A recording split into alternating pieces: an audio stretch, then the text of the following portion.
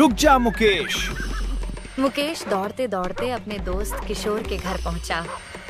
भाई किशोर, जैसे भी हो सके मुझे छुपा ले, मेरी जान खतरे में है। अरे भाई, हुआ क्या? सांस तो ले।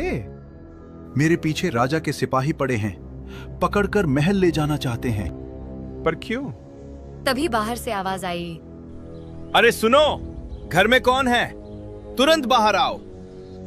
भाई प्लीज, उन्हें मत बताना कि मैं यहाँ हूँ। उस मुकेश को देखा क्या तुमने? कौन मुकेश? मैं नहीं जानता। ज्यादा चालाकी मत करो, हमने देखा है, वो इसी तरफ आया था। अरे भाऊ, मैं सच में नहीं जानता किसी मुकेश को। हाँ, पर मैं गांव के सुरेश को जानता हूँ। बहुत अच्छा आदमी है। आप जिसे ढूंढ रहे हो शायद जंगल की तरफ गया हो। सिपाही एक दूसरे की ओर देखे और फिर घोड़े मोड़ते हुए जंगल की तरफ दौड़ पड़े। भाई अब बता, ऐसा क्या कर दिया कि राजा खुद पीछे पड़ गया? किशोर, राजा मेरी चिकन हांडी का राज जानना चाहता है। मैंने मना कर दिया, बस उसी बात पर मेरे पीछे लगा है। भाई अब तो तेरी खैर नहीं। उधर महल में सिपाही खाली हाथ लौटे। मुकेश मिला या नहीं? नहीं महाराज, बहुत ढूंढा पर नहीं मिला। भाग भाग कर कहाँ जाएगा मुकेश? एक दिन तो मेरी पकड़ में आएगा ही।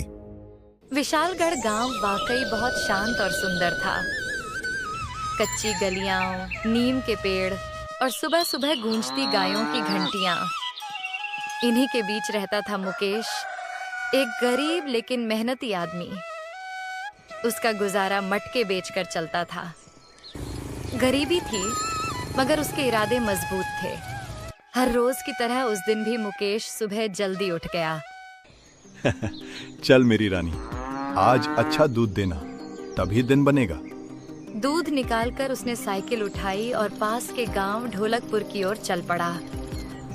ठंडी हवा चेहरे से टकरा रही थी मगर पैरों में आदत की रफ्तार थी।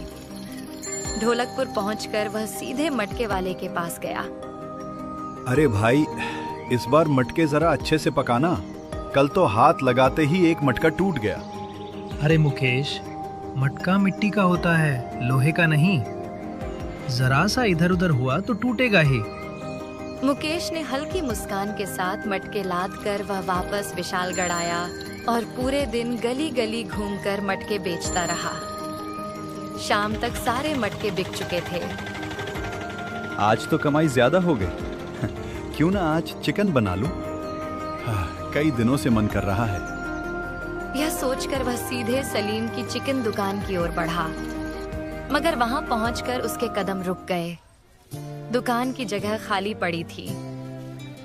भाई, यहाँ चिकन की दुकान थी, कहाँ गई? अरे तुम्हें नहीं पता, सलीम तो पिछले हफ्ते ही ढोलकपुर रहने चला गया। तो गांव में और कोई चिकन की दुकान? नहीं भाई, चिकन चाहिए तो ढोलकपुर ही जाना पड़ेगा, 10 किलोमीटर दूर। सुबह ही तो ढोलकपुर जाकर आया हूँ, अब दोबारा जाने की ताकत नहीं बची। जाने दो, आज नहीं, चिकन फिर कभी।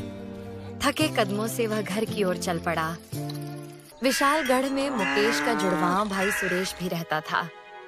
शक्ल सूरत ऐसी कि दोनों को पहचानना मुश्किल, पर स्वभाव बिल्कुल उलटा।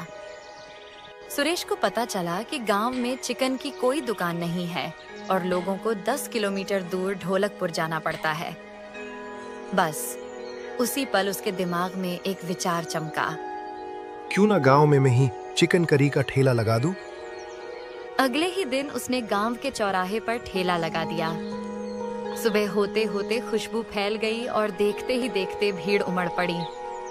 भाई सुरेश, कमाल की चिकन करी बनाई है, मजा ही आ गया। अच्छा हुआ तुमने ठेला लगाया, नहीं तो चिकन के लिए 10 किलोमीटर जाना पड़ता। दूर खड़ा यह सब मुकेश देख रहा था।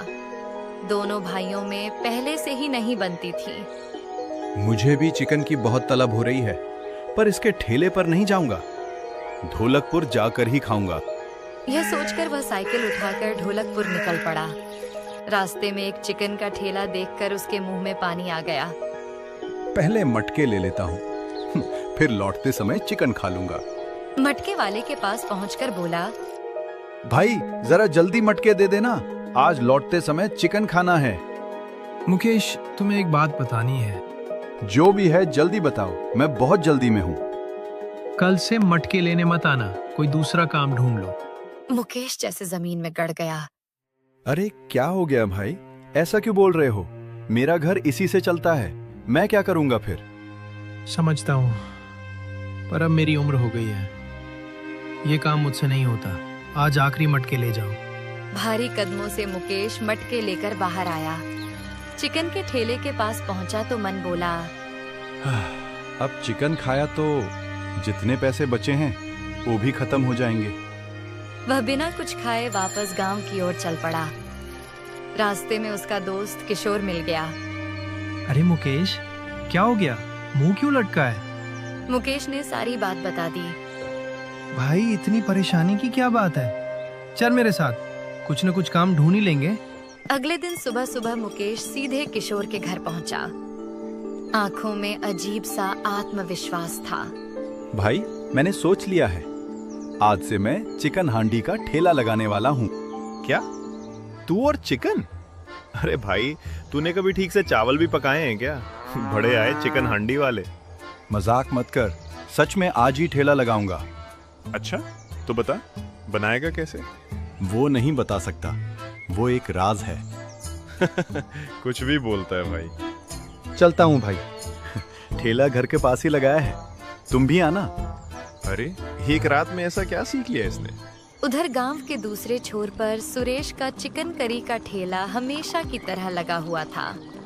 अरे भाई सुरेश, सुना है आज तुम्हारे भाई मुकेश ने भी चिकन हांडी का ठेला लगाया है? भाई है मेरा, मानता हूँ, पर उसके हाथ में मेरे जैसा स्वाद नहीं। उसका चिकन एकदम बेकार होगा। तभी एक गांव वाला हांफता हुआ आया। अरे भाई लोग, चलो उधर मुकेश के ठेले पर, कमाल की चिकन करी बना रहा है। भीड़ लगी है वहाँ। यह सुनते ही सुरेश के ठेले पर खड़े ग्राहक एक एक करके जाने लगे। अरे रुकिए, वो झूठ बोल रहा है। सुरेश चिल्लाया, मगर कोई नहीं रुका। सुरेश का चेहरा गुस्से से लाल हो गया। इस मुकेश ने ऐसा क्या कर दिया? हाँ, देखना पड़ेगा। वह भी ठेला छोड़कर देखने चल पड़ा। इधर इधर मुकेश की हांडी में चिकन पक रहा था। मसालों की खुशबू पूरे इलाके में फैल गई थी। लोग बेसब्री से इंतजार कर रहे थे। भाई, खुशबू तो ऐसी आ रही है जैसे शाही खाना पक रहा हो। जल्दी दो, अब सब्र नहीं हो रहा। मुकेश ने मुस्कुराते हुए सबको चावल और चिकन करी परोस दी। पहला कौर खाते ही एक आदमी बोला, अरे भाई, क्या स्वाद है! इतने जबरदस्त मसाले! कहाँ से सीखा ये सब? अरे भाई, क्या बताऊं तुम्हें, एक मेहमान आया था मेरे घर, उसी से सीखा। दूर खड़ा सुरेश यह सब देख रहा था। उसकी मुट्ठियां भींच गईं। इस मेहमान का पर्दाफाश करना ही होगा, तभी सच सामने आएगा। सुरेश अब उस मेहमान को ढूंढने में लग जाता है। मुकेश की चिकन हांडी की खुशबू अब महल तक पहुंच गई। उस दिन दरबार में राजा ने कहा, सुना है हमारे राज्य में कोई मुकेश नाम का आदमी कमाल की चिकन करी बनाता है, आज वही खानी है। राजा के हुक्म पर 2 सिपाही सीधे मुकेश के ठेले पर पहुंचे। अरे सुनो, राजा को तुम्हारी चिकन करी खानी है, तुरंत एक प्लेट पैक करो। राजा तक नाम पहुंच गया। अब तो मैं फेमस हो गया। वह जल्दी जल्दी एक प्लेट पैक करता है और आदर से सिपाहियों को देता है। सिपाही लेकर महल की ओर निकल गए। शाम ढलने लगी। मुकेश ठेला समेटकर घर की ओर चल पड़ा। उसे भनक नहीं थी कि सुरेश चुपचाप उसका पीछा कर रहा है। घर पहुंचकर मुकेश बैठ गया और बची हुई चिकन करी व चावल खाने लगा। सुरेश खिड़की से सब देख रहा था। खाना खत्म कर मुकेश हाथ जोड़कर बोला, धन्यवाद पिताजी, आपकी वजह से आज मैं गांव में मशहूर हो गया। यह सुनते ही सुरेश के पैरों तले जमीन खिसक गई। ये कैसे? पिताजी तो 10 साल पहले गुजर गए थे, फिर मुकेश किसे धन्यवाद दे रहा है? और सुरेश सवालों का बोझ लिए घर लौट आया। अगली सुबह महल में राजा ने कहा, आज भी वही चिकन लाओ, वही स्वाद चाहिए। 2 सिपाही फिर से मुकेश के ठेले पर पहुंचे। जल्दी से एक प्लेट बनाओ, राजा बहुत भूखे हैं। भाई 5 मिनट रुकना, अभी चिकन पका नहीं। लगता है कुछ ही दिनों में राजा तुम्हें महल बुलाएंगे। मुझे? क्यों भाई? ये तो तुम्हें महल आकर ही पता चलेगा। थोड़ी ही देर में ठेले पर फिर भीड़ लग गई। तभी सुरेश वहां आ पहुंचा। मुकेश ने उसे देखते ही कहा, भैया मुझे पता था आप जरूर आएंगे। मुकेश, सच सच बताओ, इस चिकन करी का राज क्या है? किसने सिखाया तुम्हें? भैया मैं आपको जरूर बताऊंगा, पर अभी नहीं। शाम को जब ठेला खाली हो जाए तब तक आप घर जाइए। सुरेश बिना कुछ कहे लौट गया। अब सवाल यही था, क्या मुकेश सच में अपने चिकन हांडी का राज बताएगा? शाम ढल चुकी थी। मुकेश धीमे कदमों से सुरेश के घर पहुंचा। सुरेश घर के बाहर ही खड़ा था, मानो उसी का इंतजार कर रहा हो। भैया मुझे माफ कर दीजिए, मैंने आपसे ये बात छुपाई। मुझे ये सब 2 दिन पहले ही पता चला था। कौन सी बात मुकेश? मुकेश कुछ बोलने ही वाला था कि तभी घोड़ों की टापों की आवाज आई। राजा के सिपाही सामने आ खड़े हुए।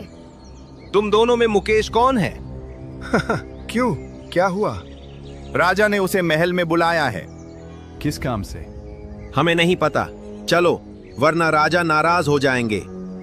मुकेश समझ गया, राजा उसके चिकन करी के राज के पीछे है। अचानक वह पीछे मुड़ा और तेजी से भागने लगा। 2 सिपाही उसके पीछे दौड़े और बाकी 2 सिपाही सुरेश को पकड़कर महल ले गए। दरबार में राजा ने सुरेश को देखा और पूछा, क्या तुम ही मुकेश हो जो इतनी स्वादिष्ट चिकन करी बनाता है? नहीं महाराज, मैं सुरेश हूँ। वो मेरा भाई मुकेश बनाता है। तो वो कहाँ है? डर के मारे भाग गया। उधर मुकेश एक पेड़ के नीचे छुपा था। मैं तो भाग गया, पर भैया को पकड़ लिया। कहीं राजा उन्हें सजा न दे दे। ये सोचते ही उसने मन मजबूत किया और खुद ही महल की ओर चल पड़ा। दरबार में सिपाही उसे लेकर आए। राजा ने कहा, मुकेश, भागने से कुछ नहीं होगा। मुझे बस अपनी चिकन करी का राज बता दो, मैं तुम दोनों को छोड़ दूंगा, वरना कड़ी सजा मिलेगी। महाराज ऐसा मत कीजिए। मैं बताता हूँ। मेरे पास एक जादुई हांडी थी, उसी में पकाने से चिकन इतना स्वादिष्ट बनता था। इसके सिवा कोई और राज नहीं। यह सुनकर सुरेश चौंक गया। उसे लगा मुकेश ने पिता के बारे में उससे झूठ बोला। तो वो हांडी मुझे दे दो। महाराज आज ही एक बिल्ली ने उसे गिराकर तोड़ दिया, अब वो नहीं रही। कितने लापरवाह हो। हाँ, अब चिकन कैसे बनाओगे? मैं अब नहीं बनाऊंगा, किसी और गांव जाकर कोई और काम करूंगा। ठीक है, तुम दोनों जा सकते हो। बाहर आकर सुरेश ने कहा, मुकेश, तुमने मुझसे झूठ बोला। मैंने सुना था तुम पिताजी को धन्यवाद दे रहे थे। क्या वो जिंदा है? नहीं भैया, पिताजी जिंदा नहीं है, पर उनकी रेसिपी जिंदा है। मतलब? कल मैं घर की सफाई कर रहा था, तभी मुझे एक किताब मिली। उसमें पिताजी ने अपनी चिकन हांडी की रेसिपी लिखी थी। तो तुमने राजा को बड़ी चालाकी से उल्लू बना दिया। पर अब क्या करोगे? चिकन बनाऊंगा, पर यहां नहीं, दूसरे गांव में, और अकेले नहीं। क्या आप मेरे साथ चलेंगे भैया? सुरेश की आंखों से आंसू छलक पड़े। हाँ मुकेश, अब हम दोनों साथ चलेंगे। साथ मिलकर चिकन हांडी का ठेला लगाएंगे। इस तरह एक चिकन हांडी ने 2 बिछड़े भाइयों को फिर से मिला दिया। दोनों ने साथ मिलकर नई शुरुआत की और खुशी खुशी अपना जीवन बिताने लगे। और कहानी का अंत यही होता है।